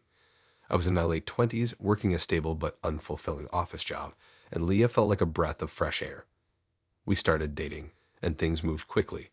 She was affectionate, supportive, and always eager to spend time with me. She loved hiking, trying new restaurants, and cuddling up on the couch to watch movies. She was everything I thought I wanted in a partner. After a few months, we decided to move in together. It felt like the natural progression of our relationship. We found a cute apartment in a quiet neighborhood, and I was genuinely excited about building a life with her. That's when things started to get weird. It started subtly. Leah became increasingly secretive about her phone, always turning the screen away when I was near. She started working longer hours at the animal clinic, sometimes coming home late at night, exhausted and withdrawn. When I asked her about it, she would just say that things were busy. Then there were the animals. Leah always loved animals, but her obsession started to become unsettling. She would bring home stray cats and dogs, filling our small apartment with more and more creatures. I'm an animal lover myself, but it was getting out of hand. The apartment smelled, and I was starting to feel like I was living in a zoo. I tried to talk to her about it, but she would get defensive, accusing me of not understanding her passion. She said she was saving these animals, giving them a second chance at life. I understood her intentions, but the situation was becoming unsustainable. One night, I woke up to a strange noise coming from the living room. I cautiously got out of bed and went to investigate. What I saw made my blood run cold. Leah was standing in the center of the room, surrounded by animals. She was wearing a long black robe and chanting something in a language I didn't recognize. The animals were all staring at her, their eyes glowing in the dim light. It looked like some kind of bizarre ritual. I cleared my throat and Leah jumped, startled. She quickly turned off the lights and tried to hide the robe. "What are you doing?" I asked, my voice trembling. "Nothing," she said nervously. "I was just talking to the animals." "In a robe?" I said, chanting. She stammered, trying to come up with an explanation, but I wasn't buying it. "I don't know what's going on, Leah, but it's freaking me out." She started to cry. "Please don't leave me," she said. "I can explain." I wanted to believe her, but something inside me told me that I couldn't. I was starting to realize that I didn't know Leah at all. Over the next few weeks, things got even stranger. I started finding disturbing drawings in her sketchbook, images of animals being tortured and sacrificed. I also found a hidden compartment in her closet filled with strange artifacts, bones, feathers, and dried herbs. I was terrified. I knew I had to get out of there, but I didn't know how. I was afraid of what Leah might do if I tried to leave. One day I came home from work to find Leah waiting for me. She was unusually calm and cheerful. "I have a surprise for you," she said, smiling sweetly. She led me into the kitchen, where she had prepared an elaborate dinner. Candles were lit and soft music was playing. It seemed like she was trying to make amends to erase the weirdness of the past few weeks. I was hesitant, but I decided to play along. Maybe she had finally realized that she was scaring me and she was trying to make things right. We sat down to eat, and the food was delicious. Leah kept refilling my wine glass, and I started to feel relaxed. Too relaxed. As the evening progressed, I started to feel dizzy and disoriented. My vision blurred, and I struggled to stay awake. I realized that Leah had drugged me. "What did you do?" I mumbled, my voice slurring. Leah smiled. "Don't worry," she said. "It's just a little something to help you relax." I tried to stand up, but my legs were too weak. I slumped back into my chair, feeling helpless and terrified. Leah leaned in close and whispered in my ear. "I love you," she said, "and I'm never going to let you go." That's the last thing I remember. I woke up the next morning tied to a chair in the basement of our apartment building. Leah was standing in front of me, wearing the black robe again. She was holding a knife in her hand. I screamed, but she just smiled. "It's okay," she said. "Everything is going to be all right." I don't want to go into the details of what happened next. It was a nightmare. I was tortured, both physically and mentally. Leah was convinced that I was possessed by evil spirits, and she was determined to cleanse me. I managed to escape after a few days when Leah left me alone for a few minutes. I broke free from my restraints and ran out of the basement screaming for help. The police arrived and arrested Leah. She was charged with kidnapping, torture, and attempted murder. She was found to be mentally unstable and was committed to a psychiatric hospital. I'm still recovering from the trauma of what happened. I have nightmares every night, and I struggle to trust people. Leah completely shattered my sense of reality. I'll never forget her sweet smile and her gentle touch. Those were the things that made her so dangerous. She was able to hide her true nature behind a mask of normalcy, and I fell for a hook, line, and sinker. This is a true story that still haunts me. It's a reminder that you never really know someone, and that sometimes the people who seem the most harmless are the ones you should be most afraid of. I was ready to marry this person.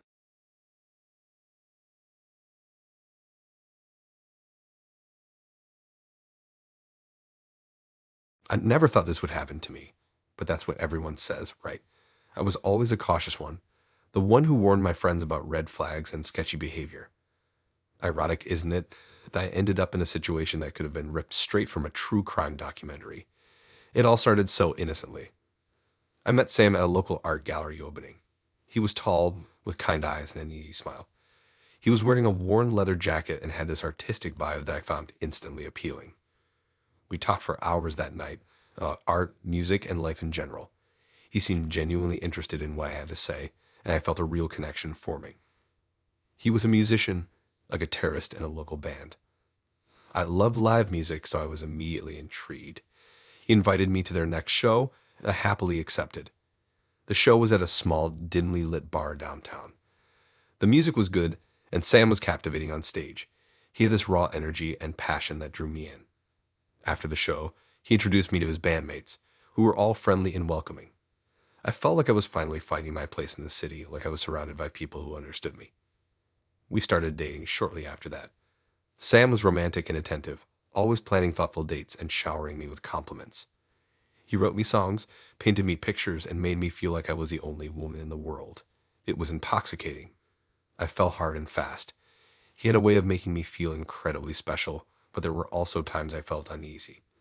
I'd wake up in the middle of the night to him just staring at me. He'd have a very strange look on his face.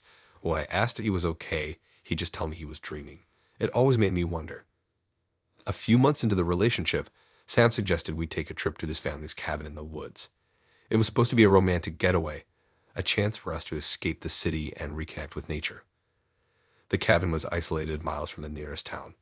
It was rustic but cozy, with a fireplace and a stunning view of the surrounding forest. The first day was idyllic. We hiked, swam in the lake, and cooked dinner together over the campfire. But as night fell, a sense of unease settled over me. The forest seemed darker, more menacing. The wind howled through the trees, creating eerie sounds that sent shivers down my spine. Sam's behavior started to change. He became more withdrawn, more secretive. He spent hours alone, wandering in the woods. When I asked him what he was doing, he'd just say he was clearing his head. One night, I woke up to find him gone. I panicked, thinking something had happened to him. I searched the cabin and called out his name, but there was no response. I eventually found him outside, standing by the lake, staring at the water. He was completely silent, his face obscured by the shadows. When I approached him, he didn't acknowledge me. He just stood there, motionless, like he was in a trance. I gently touched his arm, and he flinched, his eyes snapping open. He looked at me like he didn't recognize me, his expression vacant and cold. "Sam," I said, my voice trembling. "Are you okay?" He blinked a few times, then shook his head, as if trying to clear his thoughts. "Yeah, I'm fine," he said, his voice hoarse. "Just thinking."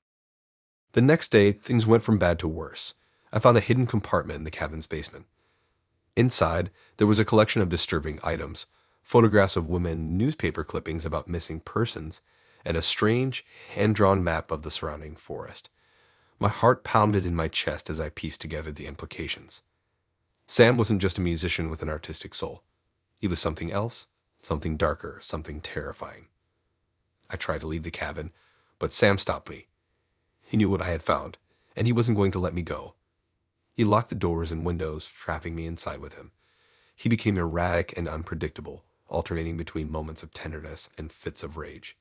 He told me he loved me, that he needed me, that he couldn't live without me. But his eyes were empty, devoid of emotion. I was trapped, alone in the woods with a man who was capable of anything. I spent the next few days in a state of constant fear, trying to survive, trying to find a way to escape. I pretended to play along to appease Sam, to lull him into a false sense of security. I knew that my life depended on it.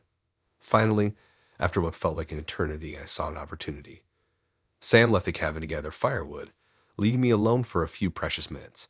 I quickly grabbed the cabin's landline phone and dialed 911. I managed to give the operator my location before Sam returned, cutting the call short.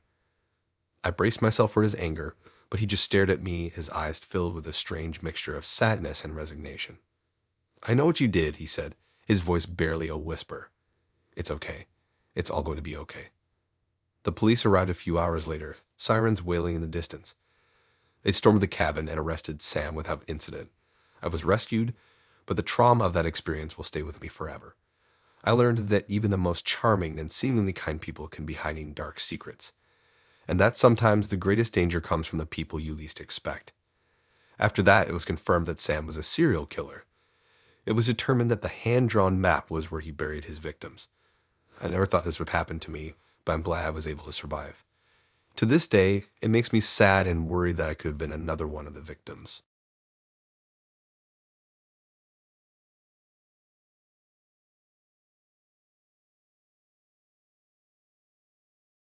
I never thought this would happen to me, but here I am, sitting in a dimly lit bar, nursing a watered-down beer and trying to piece together the series of events that led to this bizarre, unsettling evening.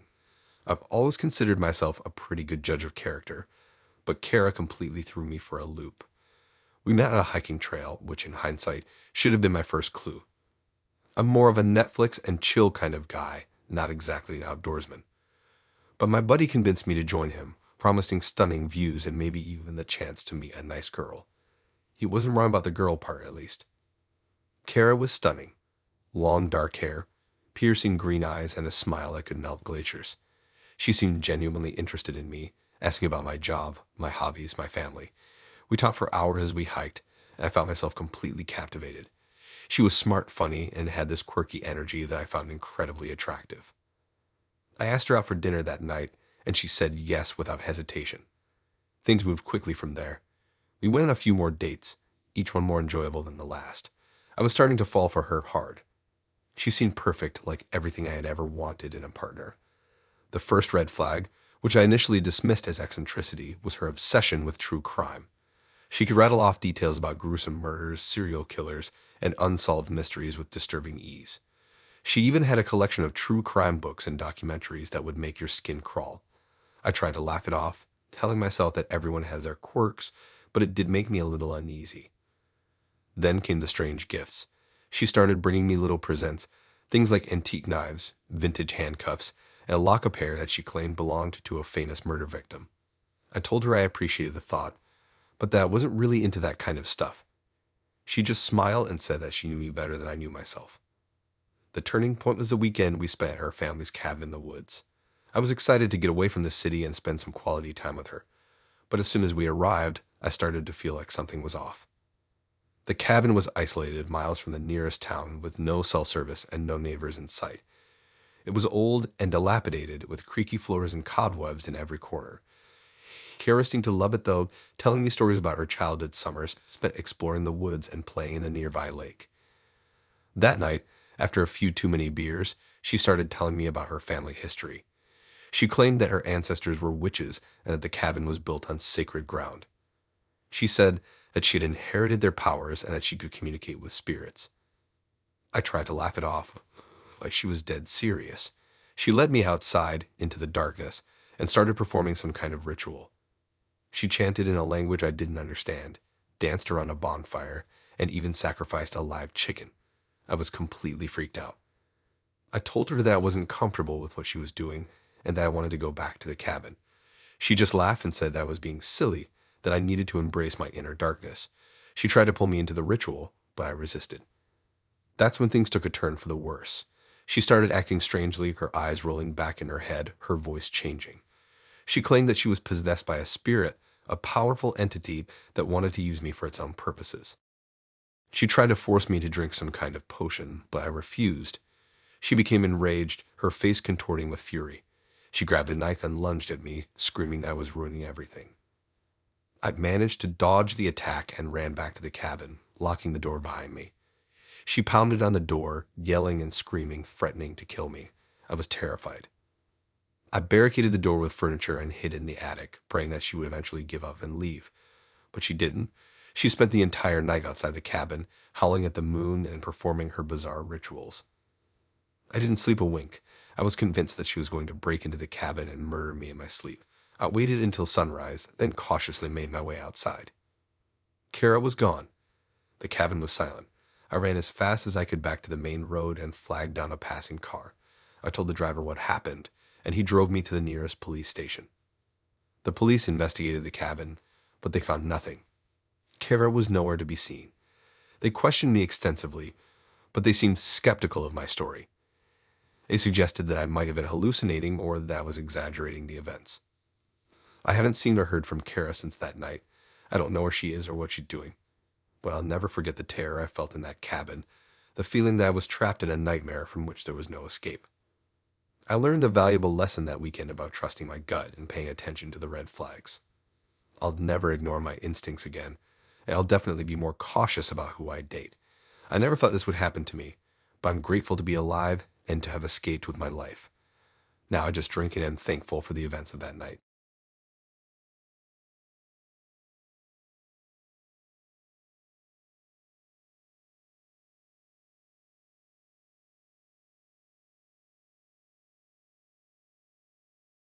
I've met Cressida on a hiking app. Yeah, I know, not exactly a dating app, but the description section can be a gold mine for finding people with similar interests. And Cressida's profile pic showed her perched on some insane cliff overlooking a valley, looking all rugged and adventurous. Her description talked about her love for the outdoors, challenging hikes, and communing with nature's spirits. Okay, a little woo-woo for my taste, but hey, I figured everyone's got their thing. We messaged back and forth for a couple of weeks, mostly about hiking trails and gear. She seemed cool, knowledgeable, and genuinely passionate about the outdoors. So I suggested we hit a trail together. She suggested a spot called Blackwood Canyon. I hadn't heard of it, but she said it was a hidden gem, a challenging hike with stunning views. We met at the trailhead on a Saturday morning. Cressida was tall and athletic, with piercing blue eyes and a serious demeanor. She wasn't exactly warm and bubbly, but she seemed focused and competent. We started hiking, and the trail is definitely challenging. Steep climbs, rocky terrain, the whole 9 yards.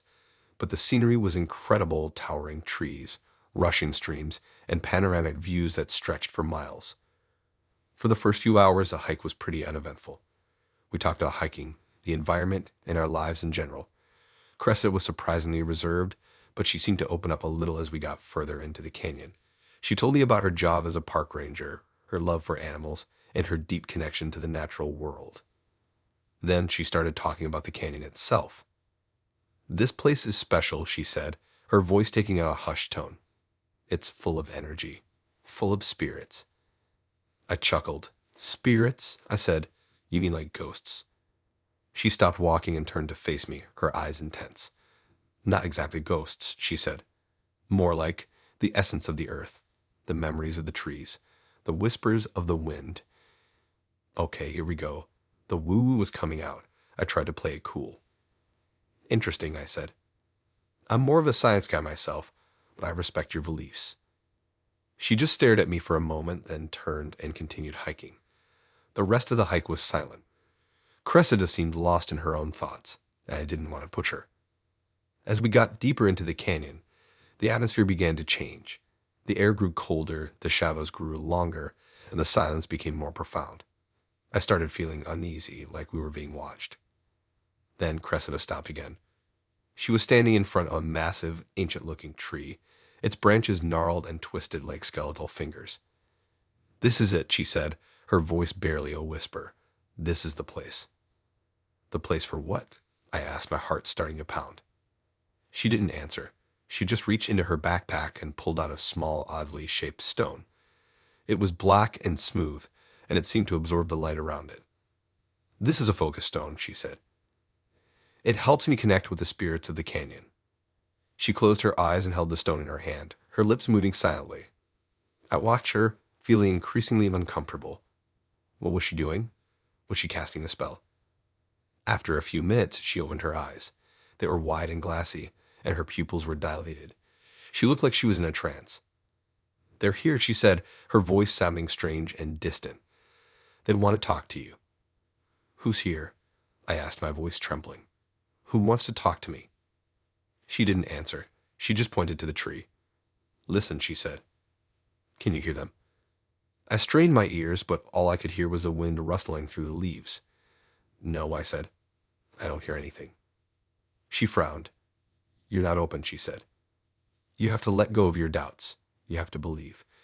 She grabbed my hand and placed the stone in my palm. It was cold and smooth, and it seemed to vibrate with an unnatural energy. "Close your eyes," she said. "Focus on the stone. Clear your mind. Let them in." I hesitated. I didn't want to do this. I wanted to get out of here, back to civilization, back to reality. But I didn't want to upset her. She seemed so intense, so invested. So I closed my eyes. I focused on the stone, trying to clear my mind. But all I could think about was how weird this whole situation was. Then I heard it. A faint whisper like the rustling of leaves, but with a distinct, almost human quality. "Leave," the whisper said. "You don't belong here." I opened my eyes, startled. Cressida was staring at me, her eyes wide with excitement. "Did you hear them?" she asked. "Did you hear what they said?" "Yeah," I said, my voice shaking. "They said to leave." Her face fell. "No," she said. That's not what they meant. They want you to stay. They want you to join them. Join them? I repeated, my heart pounding in my chest. Join them where? She smiled, a slow, chilling smile. Here, she said, in the canyon. Forever. That's when I knew I had to get out of there. I didn't care what she said. I didn't care about the spirits. I just wanted to escape. I pulled my hand away from hers and started running. I ran as fast as I could back down the trail, away from Cressida and her creepy stone and her even creepier spirits. I didn't stop running until I reached the trailhead. I jumped in my car and drove away, not even bothering to look back. I never saw Cressida again. I blocked her number, deleted her from the hiking app, and tried to forget the whole thing ever happened. But I can't forget the feeling of dread I felt in that canyon, the feeling that I had stumbled into something ancient and evil. I still get chills thinking about my date with Cressida, and I never hike alone anymore. It was a bad sign that she wanted to commune with spirits and such, but I ignored the red flag.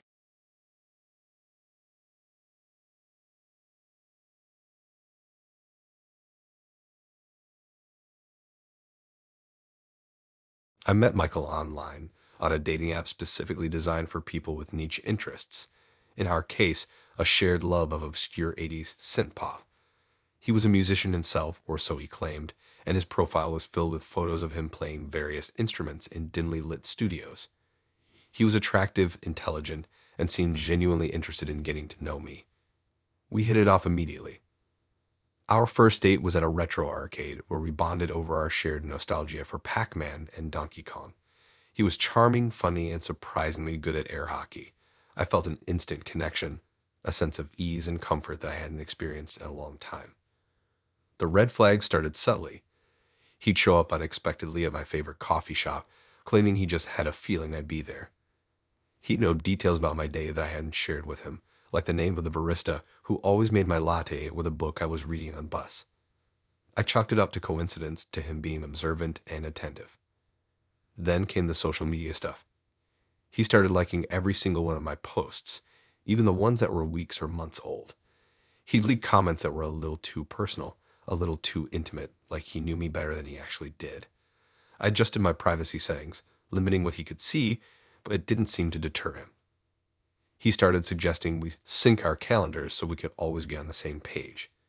He wanted to know my daily routine, my work schedule, my social engagements. I politely declined, telling him that I valued my privacy and needed my space. He seemed disappointed but didn't push it. The gifts were another unsettling element. He'd leave small presents on my doorstep, things like handwritten mixtapes, vintage concert posters, and even a rare synthesizer that I'd mentioned wanting in passing. They were thoughtful and generous, but also a little too knowing. It felt like he was trying to buy my affection, to manipulate me with his generosity. I tried to talk to him about it, to express my concerns, but he always deflected, downplaying his actions and accusing me of being overly sensitive. He'd say things like, "I'm just trying to show you how much I care," or "Why are you always pushing me away?" I started to feel like I was the one in the wrong, that I was being unfair to him. Then came the night I saw him outside my window. I woke up in the middle of the night, feeling like I was being watched. I peered through the curtains and saw Michael standing across the street, staring up at my apartment. He was shrouded in shadow, his face obscured by the darkness, but I recognized his silhouette, his distinctive posture. I slammed the curtains shut and locked all the doors and windows. I was terrified. I couldn't shake the feeling that I was being stalked, that my privacy had been violated, that my life was in danger. I started avoiding Michael, ignoring his calls and texts. I changed my route to work, varied my daily routine, and avoided going out alone at night. I felt like I was living in a constant state of paranoia, always looking over my shoulder, waiting for him to appear. Finally, after weeks of anxiety and sleepless nights, I decided to go to the police. I explained my situation, but they were hesitant to take me seriously. They said that Michael hadn't technically broken any laws, that his behavior was merely creepy but not criminal. They told me to document everything, to keep a record of his actions, and to call them if he threatened me or physically harmed me. I felt frustrated and helpless. I knew that Michael was dangerous, that he was capable of anything, but I couldn't prove it. I was on my own. Then one morning, I found the photo on my doorstep. It was a picture of me, taken through my bedroom window while I was sleeping. The photo was clear and crisp, taken with a high-quality camera, suggesting that Michael had been watching me for a long time, planning this for weeks. That was the final straw. I packed my bags, left my apartment, and went to stay with a friend in another city. I filed a restraining order against Michael, and this time the police took me seriously. They launched a full-scale investigation, and after several weeks of searching, they finally found him. He was living in a motel room just a few blocks from my apartment. His room was filled with photos of me, surveillance equipment, and disturbing memorabilia. The police discovered that he had been tracking my every move for months, using hidden cameras and GPS trackers. He'd even hacked into my computer and phone, stealing my personal information and monitoring my online activity.